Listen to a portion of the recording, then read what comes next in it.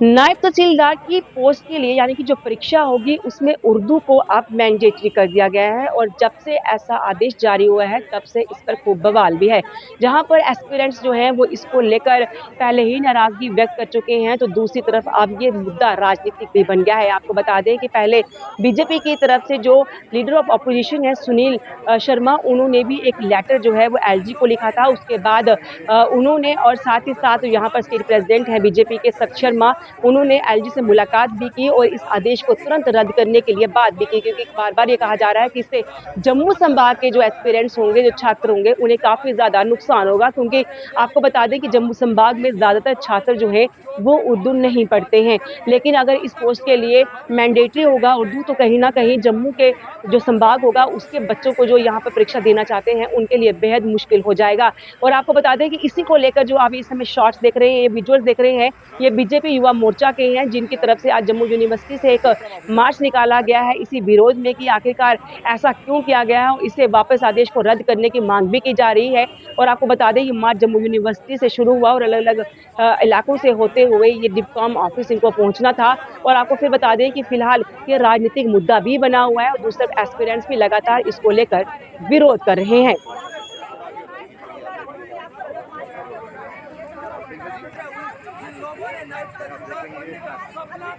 तहसीलदार की बात करें, सोचने से आने वाले के सपनों पर सिर्फ पानी नहीं बल्कि पूरा समंदर बह जाता है। और यहाँ पर इनसे बातचीत करने की कोशिश तो कर रहे थे, लेकिन इन्होंने कहा कि पीसफुल प्रोटेस्ट है, चौक पे पहुंचकर ही बातचीत करेंगे, तब तक जो है हम कुछ भी नहीं कहेंगे।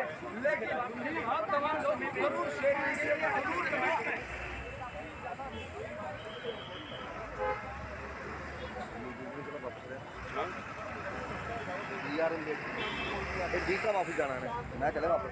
जो उसका नोटिफिकेशन किया है उसमें उर्दू को कंपलसरी करने के विरोध में हम लोग आज एक प्रोटेस्ट मार्च रखा है।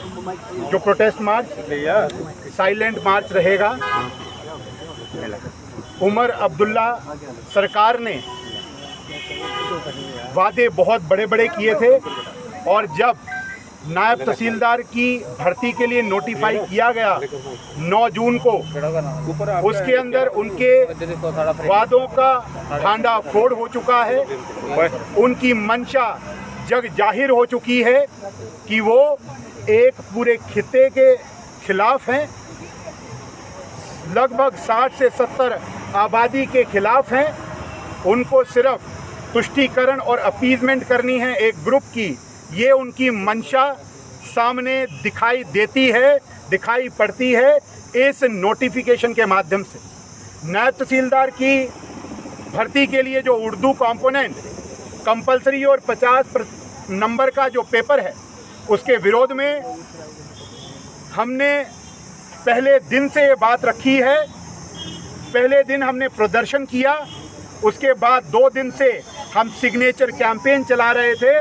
वहीं पर हमारा शीर्ष एक जो मंडल है जिसमें आदरणीय एलओपी आदरणीय सुनील शर्मा जी और पार्टी के अध्यक्ष आदरणीय सत शर्मा जी, उन्होंने एक ज्ञापन माननीय उपराज्यपाल महोदय को भी दिया है। और अब हमें अगर कोई आशा और अपेक्षा है तो केवल और केवल माननीय उपराज्यपाल महोदय से है कि वो ज़रूर न्याय करेंगे। और ये जो मानसिकता का इजहार उमर अब्दुल्ला सरकार ने किया है, इसके विरुद्ध इंटरवीन करते हुए नौजवानों को एक फेयर चांस देंगे, जिसके कारण कि वो भी इस परीक्षा भर्ती के लिए इस परीक्षा में आए और इस परीक्षा को पास करके नायब तहसीलदार लगें। हमारा आर्गुमेंट पहले दिन से बड़ा स्पष्ट है कि जम्मू कश्मीर के अंदर जब स्टेट थी 2019 से पहले, रीऑर्गेनाइजेशन एक्ट लागू होने से पहले केवल अंग्रेज़ी और उर्दू ही ऑफिशियल लैंग्वेज थी। परंतु 2020 में J&K state official language act पारित होने से हमारे यहाँ पे अब 5 भाषाएं ऑफिशियल लैंग्वेज हैं, जिसमें कश्मीरी, उर्दू, डोगरी, हिंदी और अंग्रेज़ी का स्थान है। अगर आपको ऑप्शनल रखना है तो इन पांचों में से एक को जो बच्चा जानता है, पढ़ सकता है, लिख सकता है, उसके लिए ऑप्शनल रखिए। परंतु केवल उर्दू के लिए एडमेंट होना ये एक मानसिकता को दर्शाता है जिसको हम कभी भी ना स्वीकार करेंगे और अंतिम क्षण तक लड़ाई लड़ेंगे।